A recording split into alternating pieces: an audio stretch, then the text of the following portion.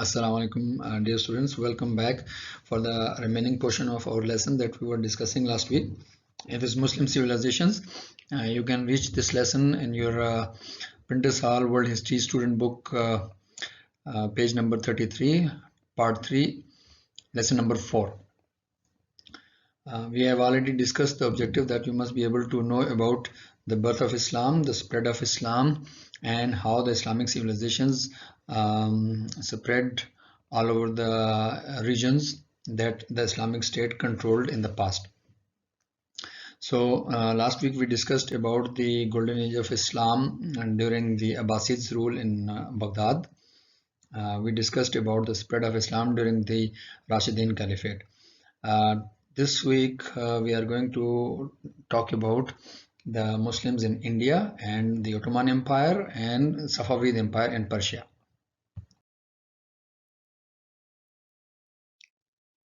Starting with our first topic today, it's about the arrival and expansion of Islam in India. You must know that Islam for the first time reached in India in 711 AD. The guy who reached there as an invader was Muhammad bin Qasim. He was the nephew of Hajjaj bin Yusuf, the governor of the eastern provinces. And the story is that the Muslim merchant families, they were coming back from Indonesia and they were looted by the pirates of India. The ruler of Islamic State sent requests again and again to the Indian rulers to give them freedom and return all the items that they have plundered from the ships. But the Indian rulers refused, and ultimately the Islamic ruler, he sent a military expedition to get the families free from the captivity.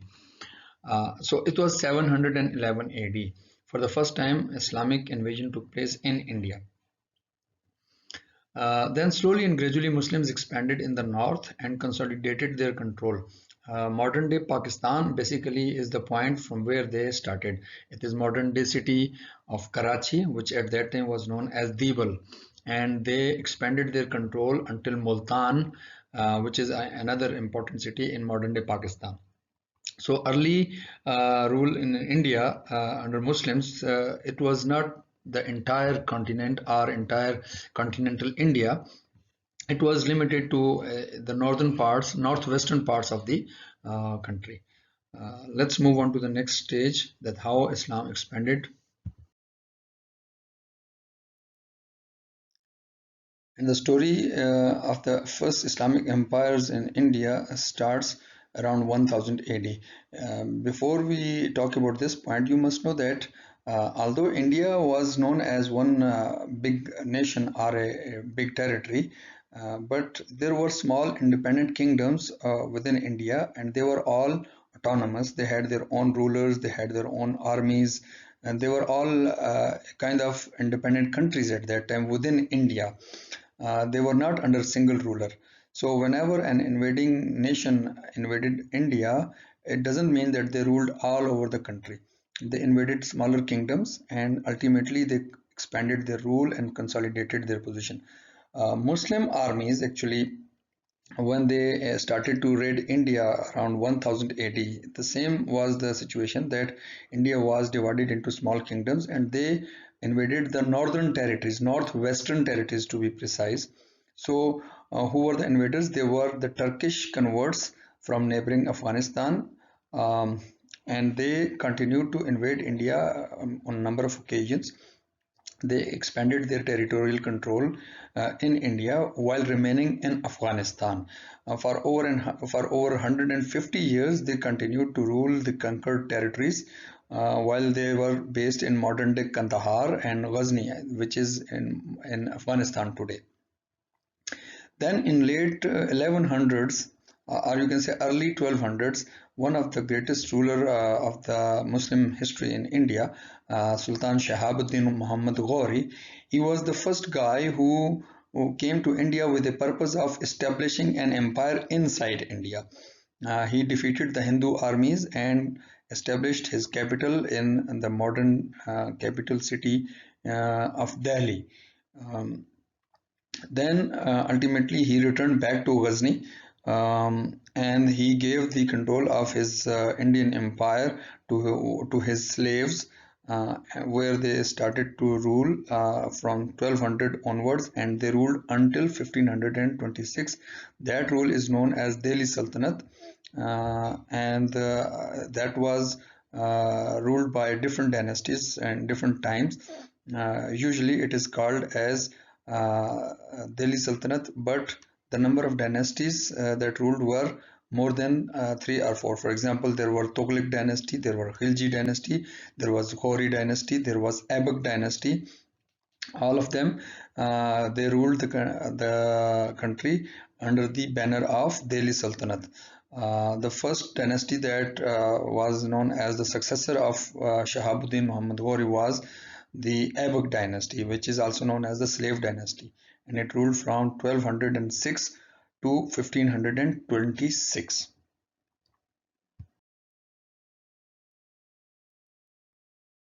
Another important point that we need to discuss here is that how Muslim civilizations established itself into the Indian society.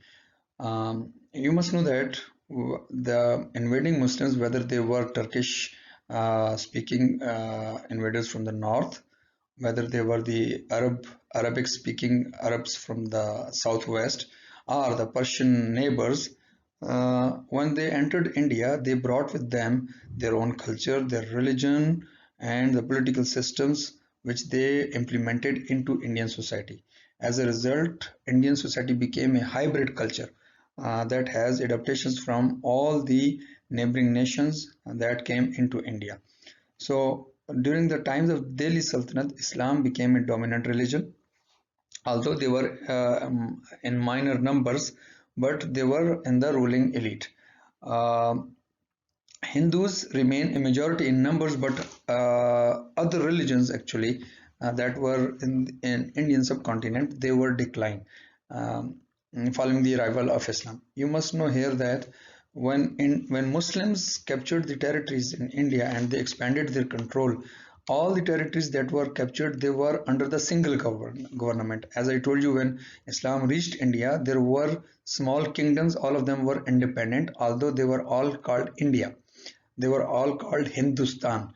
But Muslims established a single unified government, and they brought all the territories under a single control. Following the Delhi Sultanate, when Delhi Sultanate declined, Mughal Empire was established in India. You must know that who were Mughals? They were also Turkish-speaking people from Central Asia. The founder of the Mughal dynasty was Zahiruddin Muhammad Babur. He was a young ruler who established the dynastic rule in India. He defeated the declining Delhi Sultanate. You must know here that he did not defeat the Hindu rivals, or you can say the Hindu enemies. When he came to India, the ruling class in India were already a Muslim dynasty.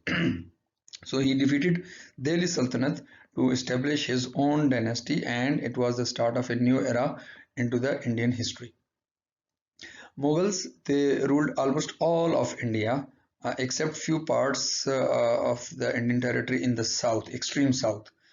Successors of Babur's, they witnessed many rebellions due to economic hardships inside the Indian society, but ultimately they defeated all the challenges. With the passage of time, the successors of Babur became weak, and ultimately the Mughal Empire saw a path of decline. The decline of the Mughal power actually created the opportunity for another invading group, which was British. They started slowly and gradually. They came into India as merchants, as traders, and they started to extend their economic, political, and military influence in India, uh, which ultimately culminated in 1857 when they took control of the power and India was officially declared as a British colony. So here you must know that British, they did not attack India as an invading army. They came in India as merchants. and slowly and gradually they established their control through economic means and through political means, and ultimately they defeated all the Indians together in 1857 War of Independence and made India as British colony. Next, we have Ottoman Empire, another Muslim empire that was ruling the region, and it was one of the greatest empire that has ruled in the history of the world. Let's discuss in detail what was the Ottoman Empire. The empire was based in modern-day Turkey. It ruled North Africa, Middle East, and Southeast Europe, which is Balkan nowadays. Southeast Europe is known as Balkan. Uh, you must know that Ottoman Empire did not rule Morocco. They ruled until in North Africa. They ruled the regions until the boundaries of Algeria. The founders of the Ottoman empires were also Turkish-speaking nomadic people of Central Asia. And how they came from Central Asia, basically they escaped from Mongol invasions and they settled themselves into the Byzantine regions, where they defeated the declining Byzantine Empire. Slowly and gradually they pushed them back, and Byzantine Empire ultimately crumbled uh, when in 1453 Muslims or Ottomans they took control of Constantinople and renamed the city as Istanbul. From that point onward, over 500 years, the Ottomans were recognized as a great and powerful force in the region. They ruled their country and they improved the economic and political situation in their country. 1520 to 1566, the time period when Sultan Suleiman ruled the country, it was considered to be the golden age of Ottoman Empire, because Ottoman Empire during these days consolidated their political, economic, and military positions in the region.